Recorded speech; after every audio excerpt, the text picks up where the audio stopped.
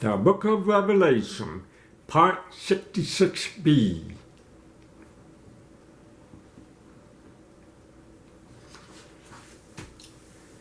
I'm back. Okay, ready? Now, Jesus used this image of birth pain to help us understand the early signs before his return. Just like contraction, they start small, then spread, and eventually grow stronger and closer together. The events that Jesus lists in Matthew chapter 24, verse 4 to 8 follow the same pattern. Number one, the first contraction. Imagine that. The first contraction, spiritual deception. Jesus said, many will come exclaiming, saying, I am the Messiah. This is the first small contraction type warning. Contraction. It is noticeable, yes, but it's not the birth yet. The birth hasn't happened. Number two, the second contraction, wars and rumors of wars. We hear of conflict, threat, and global tension. Oh, too many. Increasing, but Jesus said, see that you are not troubled. Jesus encouraging it to the disciples and to all of us as believers. Don't panic, worry. The end is not yet. This is like contraction that makes you think, oh, is this it? And you see a war, but still early labor, a fake false alarm. Okay? Number three. 3 and 4 contraction, earthquake, famine, and pestilences. These are the stronger, more painful contraction. They shake the nation, disrupt life, and remind us that the world is groaning. Groaning, yes. We have seen these in our own time, yes. You remember the earthquakes? Wow. In the year 2011, many different places around never had happened here before. That's what is happening. But Jesus' point is that these are not the end. It's over, no. They are the beginning. They are the firstborn pain of birth, that something greater is coming. The signs Jesus gave us in Matthew chapter 24 are not, quote, the finish line for crossing over. No. They are the first contraction.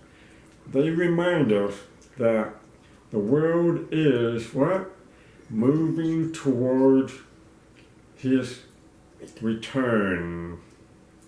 But they also remind us not to panic. Early contraction doesn't mean the baby is here. No, it means the process has begun. It's been contraction. It's beginning. It's happening there. It's happening there. Happening there. Friend, Jesus did not give us the sign to scare us. No. He gave them to prepare us. Yeah.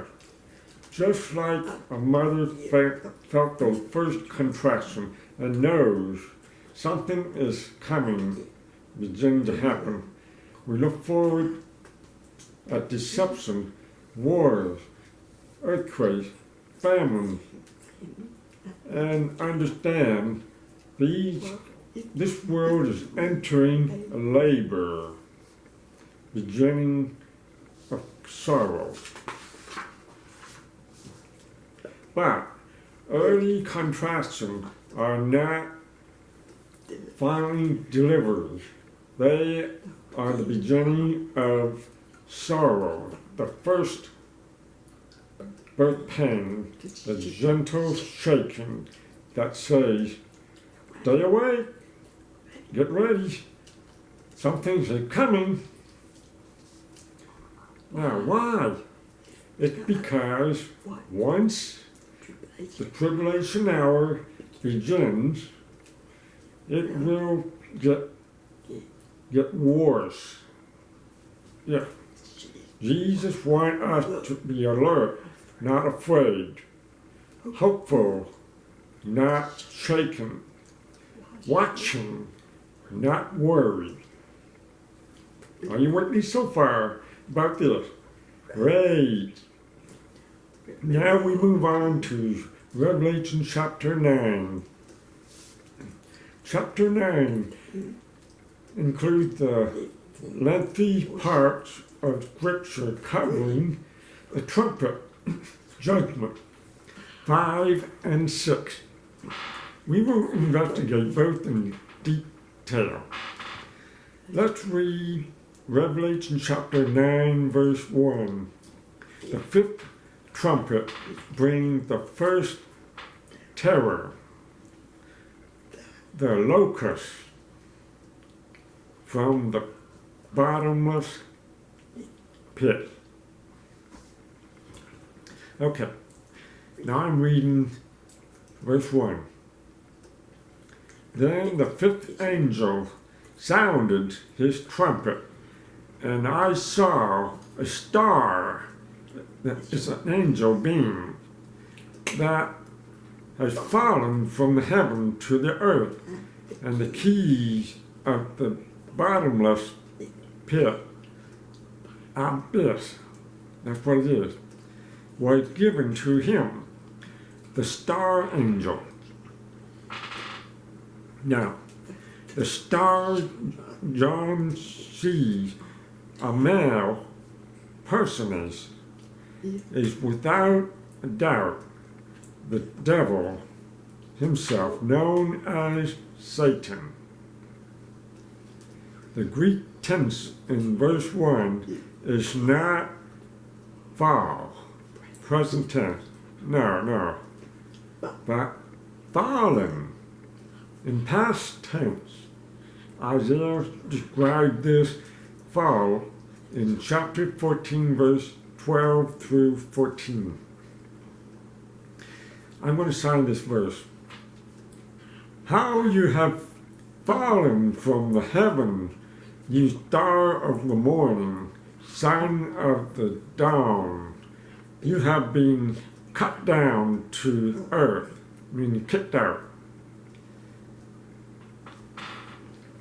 You who have defeated the nation of Satan, but you said in your heart, he's talking to Satan, I will ascend to the heaven. I will raise my throne above the stars of God, meaning I will put my throne there above the stars of God, and I will sit on the mount of the convent assemblies in the recesses of the north. Recesses means hidden, deep, way down in there, of the north, the far north. Verse 14, I will ascend above the height of the clouds. I will make myself like the Most High God. These are known as the 5, quote, I wills of Satan. Isaiah chapter 14, verse 12 to 14. The Hebrew word Zaphon means north or hidden. And it refers to the holiest mountain where God's assemblies meet. All they meet in that place of divine authority. Satan was not just reaching for the higher place. No, he was reaching for God's throne. Isaiah shows us that before Satan ever fell, sin began in his heart. Listen to the 5 statement he said within himself. The 5 declaration of pride, ambition, and rebellion. I will ascend to the heaven. Satan wants God's realm. He wants his throne, everything.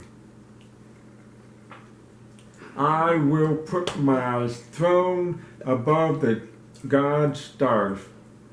He wants God's authority. I will sit up on the Mount of Assemblies in the recesses of the north. Satan wants God's place among the heaven council. I will come to the altar above the top of the clouds. Satan wants God's glory. I will be like God Most High. He wants God's identity. Whoa. And then Isaiah said, you have been cut down to the earth.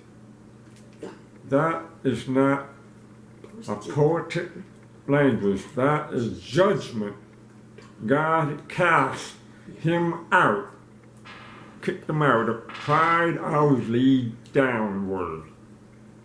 Fell. So what lesson for us? Satan fell because he said, I will. We stand because we say, your will. There's a difference. This passage reminds us that the root of all rebellion is pride. And the root of all worship is surrender. Satan wants that throne that was not his. No. We bow down before the one whose throne will never be challenged. No. God's still in charge. He's still in control. Let this passage anchor, hold us in humility, worship, and awe of the one who is the Most High God.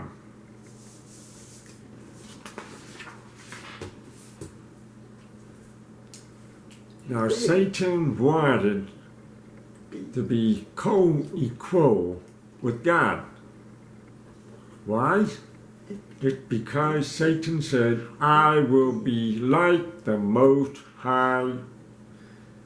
He wanted to be the same, like God. He wanted that. Jesus, in eternity past, beheld this fallen and said to his 70 disciples, yes, he told them, I saw Satan fell from heaven like lightning. Luke chapter 10, verse 18. Imagine like a comet in the skies burning. See the light? It's going past. It's the same idea. So, Satan, like lightning, zoom, like that. It's a picture. This fallen one is presented or given with key to the bottomless pit. That's the abyss. And Satan, uses it. I will hold on this until the next part 67 with more detail in Revelation chapter 9 verse 2. Have a wonderful day. See you next time. Bye. Again, thanks for watching.